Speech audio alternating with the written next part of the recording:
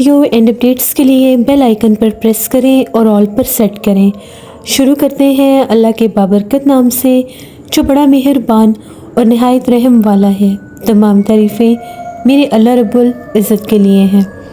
खौफनाक कहानियों के मुअज़्ज़िज़ नाज़रीन को मेरी तरफ से अस्सलाम वालेकुम। उम्मीद करती हूँ आप सब लोग खैरियत से होंगे, जहाँ होंगे खुश होंगे। आज आप लोगों के लिए बहुत ड्रामी कहानियाँ लाई हूँ जिन्हें आप लोग बहुत पसंद करेंगे। आज की पहली खौफनाक कहानी मोहम्मद इस्लाम शेयर कर रहे हैं सऊदी अरेबिया जद्दा से। मोहम्मद इस्लाम कहते हैं कि मेरे एक दोस्त हैं नदीम राजपूत कराची में, उनके बेटे हुसैन ने ये स्टोरी शेयर की है। हुसैन बताता है, आज से 10 साल पुरानी बात है। मेरे घर के पास ही मेरे 4 दोस्त रहते हैं। उन लोगों की ज़िंदगी की ये कहानी है।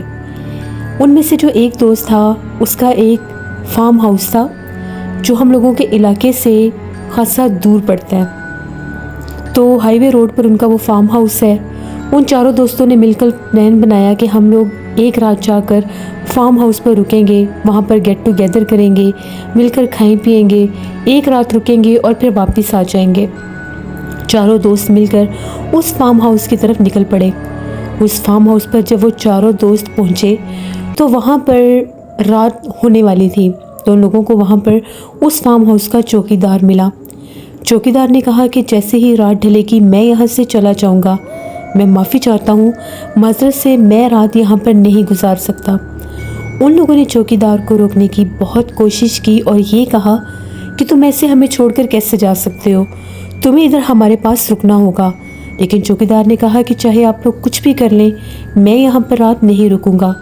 तो उन लोगों ने जब उससे वजह मालूम करना चाही तो उन चारों दोस्तों का सुनकर बुरा हाल हो गया। उस चौकीदार ने ये बताया, इस घर से रात के वक्त अजीबोगरीब आवाज़ें सुनाई देती हैं। वो आवाज़ें इतनी बेहानक और दिल दहला देने वाली हैं कि मैं यहाँ पर रात नहीं रुक सकता। बराए मेहरबानी मुझे जाने दीजिए। उनके लाख इसरार पर भी वो चौकीदार नहीं माना और वहाँ से चला गया। उन चारों दोस्तों ने कहा कि ये लोगों को आदत होती है ऐसी बातें बनाने की, ऐसा ऐसा कुछ भी नहीं है, चलो हम लोग आराम से खाते पीते हैं। वो लोग वहाँ पर कुछ देर बैठे रहे, गप्पे मारते रहे। खाना वगैरह खाने के बाद उन लोगों ने ये इरादा किया कि हम लोग एक ही कमरे में सोएंगे। अभी वो लोग सारे बेड पर ही थे, कोई मोबाइल यूज़ कर रहा था, कोई दोस्त आपस में बातें कर रहे थे। काफ़ी रात हो गई। इसी दौरान करीब 1:30-2 बजे उन लोगों ने सोने का प्लान किया। जैसे वो लोग सोए, अभी सोए हुए थोड़ी ही देर गुजरी होगी, एकदम से किचन में बर्तन गिरने की आवाज़ आई। तो उनमें से एक दोस्त की आंख खुल गई। उसने वाज़े तौर पर आवाज़ सुनी कि बाहर कोई शोर हो रहा है। वो आवाज़ ऐसे थी जैसे किचन में कोई बर्तन गिरता है। वो डर गया और उसने अपने दोस्त को जगाया और कहा कि सुनो, बाहर से आवाज़ आ रही है, ऐसा लग रहा है कि जैसे किचन में कोई मौजूद है। मैंने अभी बर्तन गिरने की आवाज़ सुनी है। वो दोस्त नींद में था। उसने कहा कि यार कुछ भी नहीं है, तुम वहम कर रहे हो, सो जाओ आराम से, कुछ भी नहीं है। अभी वो आंखें बंद करने ही लगे, एकदम से कमरे की खिड़की के ऊपर ज़ोर ज़ोर से दस्तक होने लगी। अब वो दोनों दोस्त उठे। जल्दी से दूसरा दोस्त भागता हुआ खिड़की पर गया, खिड़की का दरवाज़ा खोला, यानी खिड़की को खोला, पर्दा हटाया तो बाहर एक साया सा महसूस हुआ, जैसे खिड़की के आगे से कोई गुजर गया हो। उसने फ़ौरन से झट से दरवाज़ा खोला, दोनों बाहर निकले तो वहाँ कुछ भी नहीं था। उसने कहा कि अजीब बात है, कौन है बाहर भला, नज़र तो कोई भी नहीं आ रहा। उसने कहा चलो अंदर चलते हैं। वो फिर अंदर आ गए और कमरे का दरवाज़ा बंद कर लिया। अभी वो लेटे ही थे कि बाहर से खौफनाक रोने की आवाज़ें आने लगी। कमरे के बाहर से बहुत ड्रामी आवाज़ आ रही थी। वो आवाज़ इतनी बेहानक थी जैसे कोई औरत रोती है। वो चारों दोस्त जाग गए। अब उनकी हालत बहुत ख़राब हो गई कि ये रोने की आवाज़ें यहाँ से कैसे आ सकती हैं, यहाँ पर तो कोई भी नहीं है हमारे सिवा, चौकीदार भी जा चुका है, तो भला बाहर कौन रो रहा होगा। पहले उन लोगों ने कमरे के अंदर से पूछा कि बाहर कौन है, हमें मत डराओ, तुम जो कोई भी हो यहाँ से चले जाओ, हमें मत तंग करो। लेकिन रोने की आवाज़ें मुसलसल आती ही जा रही थीं। उन लोगों ने ये इरादा किया कि हम बाहर चल के देखते हैं, शायद हमें चौकीदार ही तंग कर रहा हो कि हम लोग यहाँ से भाग जाएं। जो ही उन लोगों ने दरवाज़ा खोला तो उन लोगों को सामने गैलरी में एक औरत खड़ी हुई नजर आई। बाकायदा इन लोगों के सामने एक औरत थी, लेकिन उस औरत की इन लोगों की तरफ कमर थी। इन लोगों ने जब गौर करके देखा तो सामने ही वो औरत थी और चलती हुई मध्यम मध्यम कदम उठाती आहिस्ता आहिस्ता आगे जा रही थी। इनमें से एक दोस्त ने कहा कि वो सामने एक औरत है, यहाँ पर औरत का क्या काम, ये कहाँ से आई होगी, चौकीदार तो जा चुका है और हमारे अलावा कोई भी नहीं है। वो लोगों ने उसे आवाज़ दी। इतने में वो एंट्रेंस हॉल की सीढ़ियाँ उतरती हुई बाहर लॉन की जानिब चली गई। वो चारों उसके पीछे भागे और जाकर पूछने लगे कि तुम कौन हो। अभी भी वो लॉन में इनकी तरफ कमर करके ही खड़ी थी। तभी उन दोस्तों ने कहा कि तुम बोलती क्यों नहीं, तुम कौन हो। जैसे वो औरत पीछे की तरफ पलटी, उसका चेहरा इतना भयानक था, आंखों की जगह पर 2 सुराख थे, नाक वाली जगह पर भी सुराख था, सिर्फ 2 दांत थे जो मुंह से बाहर निकले हुए थे, होंठों वाली जगह भी खाली थी। इतना हैबतनाक चेहरा देखकर उन लोगों को ऐसा लगा कि अभी हमें कुछ हो जाएगा। चीखें मारते हुए अल्लाह का नाम लेते उस कमरे में भाग गए, कमरे का दरवाज़ा बंद कर दिया और बुलंद आवाज़ में आयतल कुर्सी, दुरूद पाक और चारों कुल पढ़ने लगे और ये कहने लगे कि अगर तो हम लोग बच गए तो सुबह होते यहाँ से निकल जाएंगे। चौकीदार ठीक कह रहा था, ये कोई फार्म हाउस नहीं बल्कि कोई भूत बंगला है। ये क्या चीज़ थी, ये औरत इतनी खौफनाक, कोई औरत क्या इतनी भी भयानक हो सकती है। तभी दूसरे ने कहा, ये कोई औरत नहीं है, इसका सिर्फ वजूद एक औरत का है, ये कोई और मखलूक है, मानो जैसे कोई भयानक चुड़ैल, बदरू या डायन। वो लोग बहुत डरे थे। फिर बाहर से कदम घसीटने की आवाज़ आने लगी, जैसे अभी भी वो उसी फार्म हाउस में चक्कर काट रही थी। उन लोगों के अंदर बुरे हाल थे, खौफ के मारे, खौफ से लोगों की जान पर बनी हुई थी। सोने का तो दूर दूर तक सवाल नहीं था और इतनी रात को भला बुलाते भी तो किसको। जो कोई भी आता दरवाज़ा खोलने इन्हें ही जाना पड़ता। इसलिए चुपचाप चारों दोस्त बैठे अल्लाह से मदद मांगते रहे और सुबह होने का इंतज़ार करते रहे। अल्लाह का करना ऐसा हुआ कि रात बीत गई, वो खौफनाक रात कट गई और दिन की रोशनी चढ़ उठी। बाहर परिंदों के चहचहाने की आवाज़ें गूंजने लगी। अब उस फार्म हाउस से वो भयानक कदमों की आहटें आना बंद हो गई। जिस तरह से रात के अंधेरे में ही वो भयानक मखलूक उस फार्म हाउस की दीवारों में ही कहीं खो गई थी, गायब हो गई थी। दरवाज़ा खोलकर उन लोगों ने देखा, बाहर कोई भी नहीं था, लेकिन वहाँ पर गैलरी में बहुत लंबे और बड़े बड़े कदमों के निशान थे, जैसे कोई बहुत लंबा पाँव रखता हुआ रात भर यहाँ पर चलता रहा हो। ऐसे लग रहा था जैसे पाँव नहीं, कोई लंबी लाइनें खींची हुई हैं। उनसे बचते बचाते वो लोग वहाँ से बाहर निकले, जैसे कैसे करके उस फार्म हाउस से भाग पड़े। अपनी गाड़ी निकाल कर उस रोड से आगे निकले तो वहाँ पर एक ढाबा सा था, वहाँ पर रुके तो वहाँ पर एक बुज़ुर्ग बैठे थे। इनको हाँफता कांपता इस तरह से घबराया हुआ देखकर वो बुज़ुर्ग इनके करीब आए और कहने लगे कि बच्चों क्या बात है, तुम लोग कहाँ से आए हो, तुम लोग बहुत ज़्यादा खौफज़दा लग रहे हो, आखिर तुम लोगों के साथ क्या माजरा हुआ है। उन लोगों ने सारा रात वाला माजरा उन बुज़ुर्ग के गोशगुजार किया, उनको बता दिया। तो वो बुज़ुर्ग कहने लगे कि उस फार्म हाउस पर एक भयानक चुड़ैल का बसेरा है। वो खौफनाक चेहरे वाली डायन रात भर उस फार्म हाउस के आसपास और उसके अंदर चक्कर काटती रहती है। बहुत से लोगों ने उसको वहाँ पर फिरते देखा है। वहाँ तो कोई डर के मारे जाता भी नहीं है। वहाँ का जो चौकीदार है वो तक वहाँ पर रात नहीं रुकता। तुम लोग तो 4 थे इसीलिए बच गए, वरना जो कोई भी रात के वक्त अकेला उस फार्म हाउस वाले रास्ते पर भी जाए वो सुबह बेहोश मिलता है। यहाँ से चले जाओ और दोबारा कभी भी रात गुजारने की गर्ज से यहाँ पर मत आना, वरना वो बहुत से लोगों को नुकसान भी पहुँचा चुकी है। वो लोग कहते हैं कि हम लोगों ने जब ये बातें सुनी हम तो पहले ही तौबा कर चुके थे कि हम लोग कभी भी दोबारा इस फार्म हाउस का रुख भी नहीं करेंगे। वहाँ से वापस गए वो लोग। हुसैन कहते हैं कि ये मेरे 4 दोस्तों की कहानी थी, आज से 10 साल पुरानी बात, लेकिन आज भी जब हम लोग सारे बैठकर इस बात को याद करते हैं तो हमारे रोंगटे खड़े हो जाते हैं। वो खौफनाक रात उस भूत बंगले में कोई भी नहीं भूल सकता। ये थी हुसैन की कहानी जो मोहम्मद इस्लाम ने शेयर की सऊदी अरेबिया जद्दा से। बहुत शुक्रिया मोहम्मद इस्लाम आपका। बढ़ते हैं एक और खौफनाक कहानी की तरफ। ये खौफनाक कहानी अली रज़ा शेयर कर रहे हैं। अली रज़ा कहते हैं, मैं सक्खर का रहने वाला हूँ और आज आपके साथ अपनी ज़िंदगी में पेश आने वाली एक बहुत ही ज़्यादा भयानक कहानी शेयर करना चाहता हूँ। आज से 18 बरस पुरानी बात है। उस वक्त मैं बेरोज़गार था। मेरी एक जगह पर नौकरी होती थी, वो नौकरी भी ख़त्म हो गई।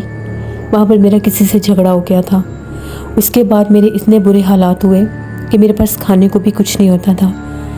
एक दोस्त के जानने वाले थे, उसने सिफारिश करके मुझे एक बहुत बड़ी कोठी में ड्राइवर रखवा दिया। मैं उन साहब का ड्राइवर था। उन लोगों ने मुझे कहा कि तुम्हें रिहाइश भी इधर ही रखनी पड़ेगी, हमें ड्राइवर की किसी भी टाइम ज़रूरत पड़ सकती है। उनका घर बहुत बड़ा था, जिस तरह से कोई बहुत खूबसूरत बंगला होता है। उनके घर के अंदर जब दाखिल होते थे तो गेट से राइट साइड पर एक बहुत लंबी गैलरी थी। उस गैलरी के एंड पर लेफ़्ट साइड पर एक कमरा था। वो कमरा उन लोगों ने मुझे दिया था, वो ड्राइवर रूम था। वहाँ पर एक बेड भी था, छोटा मोटा और भी सामान था। उन लोगों ने कहा कि खाना भी तुम्हें यहीं से मिलेगा, बस जब भी हमें तुम्हारी ज़रूरत हो तुमने रेडी रहना है, चाहे रात हो चाहे दिन हो। और उन लोगों ने मेरी सैलरी भी अच्छी लगा दी। मैंने घर वालों को इतला की और नौकरी पर अगले दिन जाकर खड़ा हो गया। और वो सारा कुछ मैं पहले ही 2 दिन पहले आकर देख चुका था। घर वाले भी खुश थे, यहाँ तक कि साहब ने यह भी कहा था कि 15 दिन के बाद तुम जाकर एक दिन घर रुक जाया करना और फिर वापस आ जाया करना। मुझे ये चीज़ बिल्कुल मंजूर थी। मैंने वहाँ पर ड्यूटी देना शुरू कर दी। अच्छे लोग थे, बड़ा ख्याल रखते थे, लेकिन उनका सोने जागने का कोई टाइम नहीं था। किसी भी वक्त आधी रात को भी कोई काम होता था तो लेकर जाना पड़ता था। इसी तरह से हफ्ता डेढ़ गुजरा। रात को अक्सर वहाँ पर थोड़ी सी बहुत मुझे बेचैनी महसूस होती थी। जो ड्राइवर रूम था वहाँ पर जब मैं सोता था तो मुझे बाहर गैलरी से सरगोशियाँ सुनाई देती थी, जिस तरह से कुछ लोग आपस में बातें करते हैं। 3-4 बार उठकर देखता भी था, नज़र कोई नहीं आता था। गार्ड रूम जो था वो दूसरी गैलरी के एंड पर था और जो साहब लोग थे उनके कमरे तो बिल्कुल अंदर करके थे।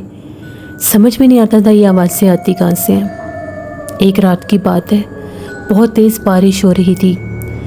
रात 1:30 बजे का टाइम था। एकदम से दरवाजे पर दस्तक हुई।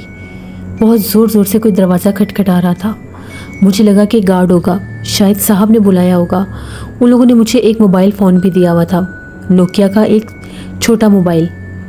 मैंने देखा कि साहब तो मुझे फ़ोन करके बुलाते हैं, फिर बाहर कौन है। जैसे मैंने दरवाज़ा खोला तो गैलरी के कॉर्नर पर एक आदमी खड़ा था, सफ़ेद शलवार कमीज़ पहने। उसने मुझे इशारा किया अपनी तरफ। मुझे बड़ा ताज्जुब हुआ कि ये आदमी कौन है, इतनी बारिश में पहली बार इनके घर में देख रहा हूँ। जो ही मैं उस आदमी की तरफ भागा, बारिश बहुत तेज़ थी। मैं भागता भागता उसकी तरफ गया। इतने में वो मेरे पहुँचते पहुँचते जहाँ पर कार पोर्च था वहाँ चला गया। मैं उस आदमी के पीछे था, तभी वो आदमी गार्ड रूम की तरफ चला गया। मुझे लगा कि ये कौन आदमी है इतना अजीब, मुझे मेरे कमरे से निकालकर इतनी तेज़ बारिश में लाया भी है और अब बात भी नहीं सुन रहा। तभी वो जाकर गार्ड रूम की गैलरी के बिल्कुल दरमियान में खड़ा हो गया। मैंने उससे कहा कि भाई तुम कौन हो, क्या बात है। उसने मुझे फिर इशारा किया कि इधर मेरे पास आओ। तो जो ही उस तेज़ बरसती बारिश में मैं उस आदमी के करीब जाने लगा तो मेरे 2 कदम पहले ही वो आदमी गायब हो गया। उसकी आंखें इतनी बड़ी थी, बिल्कुल बाहर निकली हुई, और आंखों में जैसे सुरमा था बहुत ज़्यादा। मैं इतना खौफज़दा हुआ कि ये आदमी गया कहाँ पर। मेरी तो हालत बहुत गैर हो गई। अपने कमरे में जाने के बजाय मैं गार्ड रूम की तरफ भागा। वहाँ पर 2 सिक्योरिटी गार्ड होते थे, एक नाइट ड्यूटी पर, एक डे ड्यूटी पर। नाइट ड्यूटी वाला जो गार्ड था उसे गेट के बाहर था या शायद कहीं किसी काम गया हुआ था, मुझे वो भी नज़र नहीं आ रहा था क्योंकि बारिश बहुत तेज़ थी। शायद वो भी गार्ड रूम में ही था। मैं ज़ोर ज़ोर से उनका दरवाज़ा बजा रहा था। वो बाहर निकले और कहने लगे क्या बात है, इतनी बारिश में तुम्हें क्या हुआ है। मैंने उन्हें सारी बात बताई। वो लोग चुप कर गए, पहले तो कुछ ना बोले। फिर उनमें से एक कहने लगा, यहाँ पर अक्सर इन 2 गैलरियों में और कार पोर्च में हमें भी कभी कभार एक शख्स नज़र आता है। कभी कभी यहाँ पर एक बूढ़ी औरत भी नज़र आती है। ख़ास तौर पर जब तेज़ बरसती बारिश होती है, ये लोग अपना आप बहुत ज़ाहिर करते हैं। हमें नहीं पता कि इनका मेन बसेरा कहाँ पर है, लेकिन 1 से 2 बार हम लोगों ने इन्हें तुम्हारे कमरे की तरफ भी जाते देखा है, लेकिन हम लोग इन्हें बुलाते नहीं हैं क्योंकि इन्होंने हमें कभी नुकसान नहीं दिया। एक बार हम लोगों ने साहब से शिकायत की थी कि हमें यहाँ पर एक बूढ़ी औरत नज़र आती है, तो साहब ने कहा कि आज ये बात की है दोबारा मत करना, मेरे घर में ऐसा कुछ भी नहीं है, तुम लोग ऐसी जाहिलों वाली बातें मेरे सामने मत करो। वो बड़े लोग थे, जिन्नात विनात के वजूद पर शायद यकीन ही ना रखते हों। उन्होंने हमें चुप करवा दिया। हम लोग दोबारा नहीं बोले। तुम आयतल कुर्सी पढ़ के सोया करो। नुकसान तो इन्होंने कभी नहीं दिया, लेकिन हाँ, यहाँ पर कुछ पुरसरार मखलूक़ात मौजूद ज़रूर हैं। हम लोग इतने मजबूर हैं कि हम लोग ये जगह छोड़कर भी नहीं जा सकते। मैं चुपचाप वहाँ से निकला। उस तेज़ तूफ़ानी बारिश में अपने कमरे में चला गया। रात भर उन जिन्नात ने मुझे बहुत तंग किया। बार बार बाहर खड़े होकर आवाज़ें देते थे। बाकायदा किसी बूढ़ी औरत के हंसने की आवाज़ आती थी। मैंने आयतुल कुर्सी पढ़ी, दुरूद पाक पढ़ा, अपने कमरे पर और अपने ऊपर हिसार कर लिया। अगले दिन मेरी थोड़ी तबीयत ख़राब थी, सर बहुत भारी था खौफ से। इसी तरह से 3-4 दिन फिर गुजर गए। एक रात 8 बजे की बात है, साहब ने कहीं जाना था। उन्होंने मुझे फ़ोन किया कि तुम गाड़ी तैयार करो। मैं गाड़ी लेकर बाहर खड़ा था। साहब को मैं लेकर गया एक जगह पर। वहाँ पर उनको कुछ देर लगी। घंटे 2 बाद हम लोग वापस आए। अभी मैंने खाना खाना था, तो खाना खाने से पहले गार्ड, हम दोनों गार्ड थे और हम इकट्ठा ही खाना खाते थे, कभी गार्ड के रूम में कभी मेरे रूम में। तो आज हम लोगों ने गार्ड के रूम में ही खाना खाना था। मैं अपने कमरे में आया, वहाँ पर सामान रखा, हाथ मुँह धोया। जैसे ही बाथरूम से बाहर निकला तो मेरे कमरे की कुर्सी पर एक खौफनाक चेहरे वाला आदमी बैठा था। ये वो नहीं था जिसने मुझे बारिश की रात बुलाया था, बिल्कुल सामने बैठा था। मैं इतना डरा, मैं फिर बाथरूम में भागा। मैंने दरवाज़ा बंद कर लिया। 15 से 20 मिनट में बाथरूम में बंद रहा। मेरी हालत इतनी गैर होगी कि मैं बाहर कैसे निकलूं। 15-20 मिनट के बाद कहीं गार्ड आए मुझे ढूंढते हुए। मेरे मोबाइल पर फ़ोन भी आ रहा था। मैंने फ़ोन तो उठाया नहीं, वो बाहर पड़ा था। वो लोग आए तो मैं बाथरूम में था।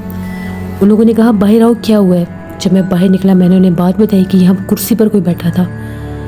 उन लोगों ने कहा कि तुम्हारे साथ तो ये वाक़यात बहुत ज़्यादा हो रहे हैं, शायद ये कमरा 2 माह से बंद है, यहाँ पर उनका बसेरा हो गया है। मैंने खाना खाया। अगले सुबह मैंने साहब से माजरत की कि मैं ये नौकरी नहीं कर सकता, यहाँ पर बहुत जिन्नात हैं और वो मुझे रहने नहीं देते। उनको मेरी बात सुनकर ताज्जुब भी हुआ और उन्होंने पता नहीं मेरी बात को सच माना या झूठ, मैं नहीं जानता। मैं उनसे इजाज़त लेकर उस नौकरी को छोड़कर वापस आ गया, क्योंकि मैं वहाँ पर रह नहीं सकता था। ऐसे पैसे या ऐसे नौकरी का मैं क्या करता अगर वो मुझे नुकसान दे देते। ये मेरी एक कहानी थी जो मैंने आपके साथ शेयर की। बहुत शुक्रिया अली रज़ा आपका। इससे ये बात बिल्कुल ठीक है।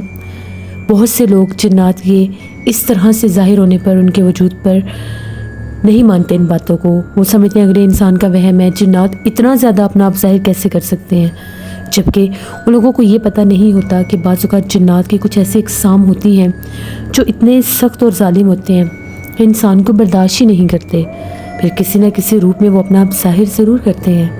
इन बातों को मजाक नहीं समझना चाहिए, अल्लाह से रहम मांगना चाहिए। ये थी आज की खौफनाक कहानी। अपना फीडबैक मुझे ज़रूर दें, आप लोगों को कैसी लगी।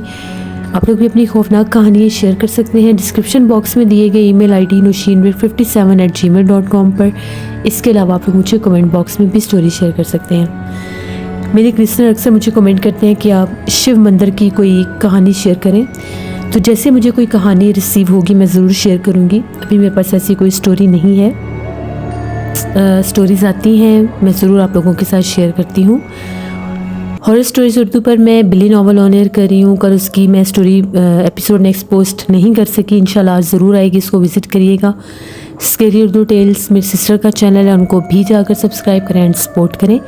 खौफनाक कहानियाँ सुनने के लिए आप लोग यूट्यूब सर्च बार में खौफनाक कहानियाँ लिखें या माइक आइकन पर, माइक बटन पर प्रेस करके खौफनाक कहानियाँ बोलेंगे तो मेरा चैनल आप लोगों को ज़रूर मिल जाएगा। जो लोग मेरे चैनल को विज़िट करें, अभी तक सब्सक्राइब नहीं किया, मेरे चैनल को ज़रूर सब्सक्राइब करें। डेली आप लोगों को ऐसी ही खौफनाक कहानियाँ सुनने को मिलेंगी। जो लोग मेरे चैनल पर ऑलरेडी मौजूद हैं, जिन्होंने सब्सक्राइब किया हुआ है, स्टोरीज़ को लाइक किया करें, कमेंट किया करें और अपने फ्रेंड्स एंड फैमिली में शेयर भी किया करें। आपकी सपोर्ट से ही मैं आगे बढ़ती जा रही हूँ। बहुत शुक्रिया आप सबकी सपोर्ट का। इसी तरह से अपनी ढेरों दुआओं में मुझे, मेरी फैमिली, मेरे पूरे पाकिस्तान को याद रखिएगा। इंशाल्लाह कल आप लोगों के साथ फिर मुलाकात होगी किसी नई खौफनाक कहानी में। जहाँ रहें खुश रहें। Thank you for listening my stories. Stay blessed. Allah निगहबान।